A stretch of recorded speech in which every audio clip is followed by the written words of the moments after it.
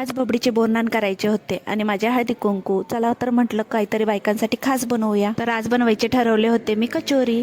मी perfect अशी कचोरी कशी बनवते ते तुम्हाला दाखवणार आहे. तर आधीच मी पीठ मळून ठेवलेलं होतं. मैदा घ्यायचा, त्यामध्ये थोडंसं गरम तेल आणि गरम तेलामध्ये थोडासा ओवा टाकून मीठ टाकून मस्तपैकी मळून घ्यायचं. भिजवून ठेवलेली मुगाची डाळ आहे ना मिक्सर मध्ये जाडसर मस्तपैकी दळून घ्यायची. कढईमध्ये थोडंसं तेल तापायला ठेवून द्यायचं. त्यामध्ये ना आपले मसाले, घरगुती मसाले टाकून घ्यायचे आणि आपली दळून घेतलेली मुगाची डाळ टाकायची. आता मुगाची डाळ मस्तपैकी मिक्स झाली की त्यामध्ये थोडंसं बेसन टाकून मिक्स करून घ्यायचं. आता हे सगळं मिक्सर आपलं रेडी झालेलं आहे. ते एका थाळीमध्ये काढून घ्यायचं. थोडंसं गार करून त्याचे असे छोटे छोटे बॉल्स तयार करायचे. आपल्याकडे धन्याची पावडर किंवा सोप असेल तीही टाकून घ्यायची. त्याच्याने खूप छान चव लागते. एकीकडे तेल गरम करायला ठेवलं, मग दुसरीकडे म्हटलं चला कचोऱ्या बनवून घेऊया तोपर्यंत. तर मी इथे जो मैदा मळून घेतलेला होता तो अर्धा तास मी रेस्ट करून घेतलेला होता. सर्वात आधी छोटे छोटे बॉल्स बनवून ना त्याची पुरी लाटून घ्यायची. आपण जो मुगाच्या डाळीचा बॉल बनवलेला होता तोच यामध्ये टाकून घ्यायचा आणि पॅक करून घ्यायचा. त्याला हाताच्या सहाय्याने दाबून ना कचोरीचा शेप देऊन टाकायचा. तेल मी जास्त गरम केलेलं नाहीये, मीडियम मध्येच ठेवलेलं आहे. हीच महत्वाची ट्रिक असते कचोरी बनवायची, कारण की तेल जास्त गरम असलं की त्याच्याने कचोरी आपली परफेक्ट बनत नाही. आपली कचोरी कशी टम्म फुगून रेडी झालेली आहे. आता घेऊया मसाला दूध करायला. मी मसाला दूध कसं बनवते तेही तुम्हाला दाखवून देते. मसाला दूध हे एकदम साधं पाहिजे आणि खूप सोप्या पद्धतीमध्ये हे बनलं जातं. सगळ्यात अगोदर दूध छानपैकी तापून घ्यायचं. उकळत्या दुधामध्ये काजू बदाम आणि दूध मसाला आणि थोडीशी साखर. आता एक उकळी फुटल्यानंतर आपलं दूध झालेलं आहे रेडी.